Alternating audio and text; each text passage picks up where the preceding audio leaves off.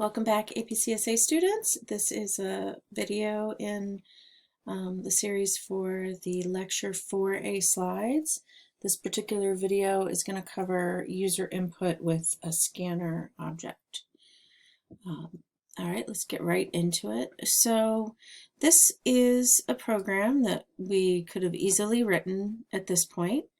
I'm going to go ahead and run it. So the person's age is 45. We take 65, subtract the age, and we print out how many years to retirement. So if I wanted to know if I was 29, how many A's to retirement, I would physically change this number, I would recompile, I would rerun, and I would get the output there, 36. If I wanted to change it again to 15, again, I'd have to recompile to have it accept the 15 and then run it. So with a scanner object and user input, we're going to be able to do this. And what this program, I'm going to run it first. It does the same thing. So it does how old are you? And so you can enter 45 and it will say how many years. So now I don't need to compile again. I can just run the program again and type in other ages. And each one it's calculating the years to retirement. So this orange part is called the user input. I was typing that in at runtime. User input allows us to change input to a program without recompiling and rerunning it. And so it gives us some more options with our programs. It's a little quirky. We have some quirks we'll look at, but overall it's nice to be able to just rerun the program and have it process based on that user input. So I'm going to go back to the original example we had here where the age was 15, and I'm going to walk through the changes you need to make in order to read user input. So the first thing is that what we had before was a prompting for the age. So now we're going to have a message that's going to say system.out.print. And we could do a print. Did it just say, what is your age? So that's the message. That's prompting the user for the age. And now instead of hard coding the age, I want to read it in from the user. So that's where this scanner object comes in. So a scanner object is just a variable, just like age is. So I'll go ahead and put it here. Scanner, and I think in the slides they call it console equals new scanner. And don't get too worried about this syntax. This syntax is the kind of thing you memorize for now, like the static void main. So in the slides, this is the name of the variable. So this is a really fancy way to create a variable. This is a reference variable. It's an object. It doesn't even look like primitives, but this indeed, console, is a variable. It's a scanner type of variable. So this name, we can name it whatever we want. So in the slides, it's called console. In this program, I'm going to call it in for input. And so you can see a difference between this and the slides. All right, in order to use this class, this is the class that's going to allow me to read from the user, I have to import it from Java. So there's an import java.util.scanner. You have to get all this syntax perfect. So now I can use this variable called in. And so what I'm going to do is, instead of hard coding this integer value, I'm going to go to that in variable and I'm going to get the next integer from the screen here. So let's see if this works. So what is your age? 29. Go up a little bit. Control R, just run again. What is your age? 45, and it is not compiling again. What is your age? 15. So it seems to be working well. So again, the things you need to add are you need to make a scanner object that points at system.in. That's, for all practical purposes, the keyboard or the user entering the data. You want a prompt for the input. If I didn't do this, the screen would just be blank and it would be waiting. And then you need to import this class. So again, if I had not prompted and I ran this program, it's just sitting there. So it's on this line of code and it's waiting to read into the user, but the user doesn't know to enter anything because this message is no longer printing. So this is the command that actually reads in from the user. And nextInt is to read in an integer value.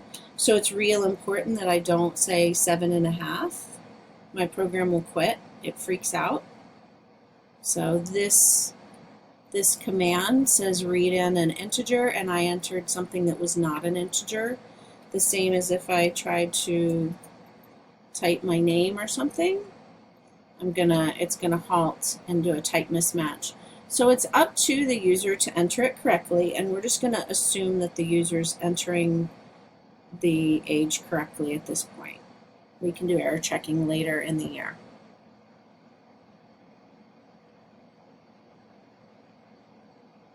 Okay, I'll make sure there isn't something else. So keep in mind this variable needs to be made before you use it.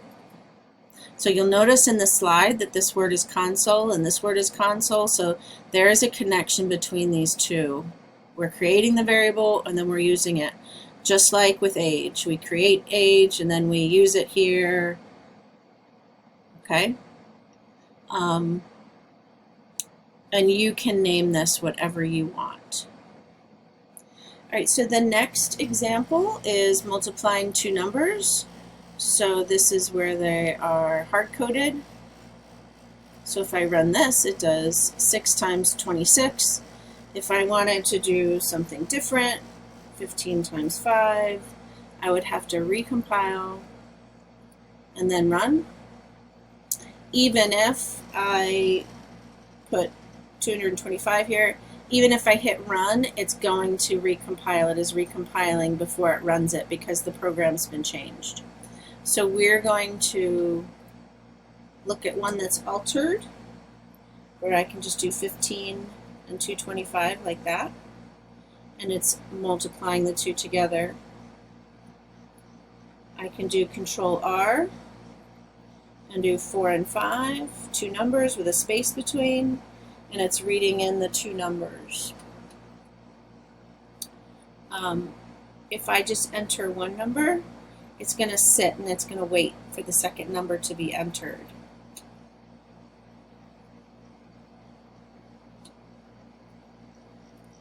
So this program, again, it has a scanner object. This one is named console.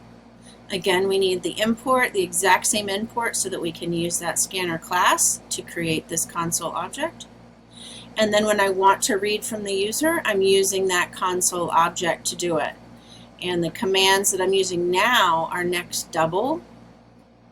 And what that allows me now is that I can do something like 4 times 5 times 10.2. So I can enter doubles now using nextDouble. The rest is the same, but again, remember this variable gets created here. This is the creation of the variable, the declaration and the initialization of the variable, and this is where we're using it. So you need to declare it and initialize it before you use it.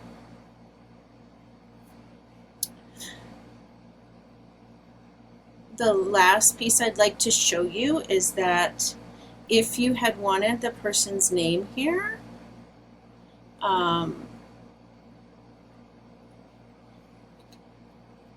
we could have read in the person's name. We could ask them for their name, and in fact, rather than me typing it in, it is in the slides, so let me show you that.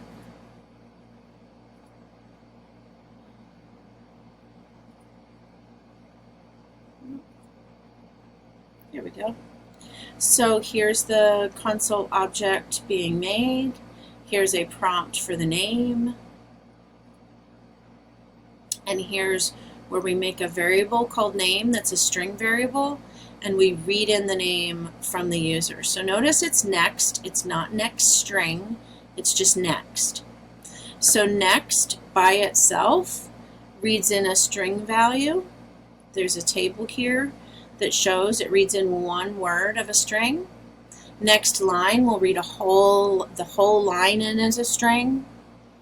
And when you're reading in input, you either want to do nextLine or you do these three up here, nextInt, nextDouble, next. You do any combination of those. So again, in my program that I had here, I could certainly read in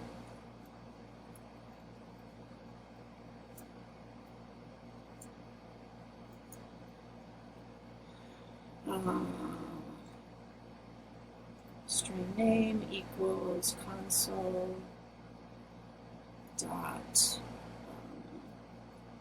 next, not next string.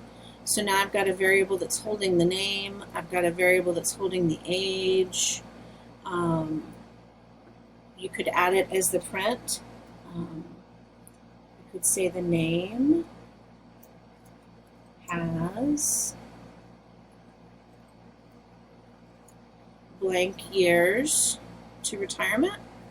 Let's run this and see if I can.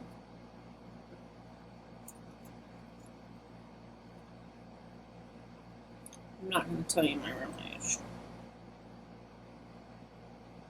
but I'm closer to retirement than that. Yes, I am older than 29. So the thing to know about next, again, is that it's one word. So if I try to enter my name as Mrs. A with a space, it's going to quit. It's going to freak out. It reads in the Mrs. with next, and then it tries to read this in as the nextInt. So next, nextInt, and nextDouble read until a space or until the end of, until you've hit enter. nextLine would read in the whole thing, but if I'm going to put nextLine here, I don't want to keep nextInt here, and that's what I mean here by do not mix nextLine with the others. So either all of them are nextLine, in which case they're all strings, or you do some mix of nextInt, nextDouble, and next. So go try it with a program, read something in, do some math, clunk through it. The more you practice, the better you get, and you need to do some of the practice on your own. So good luck and happy coding.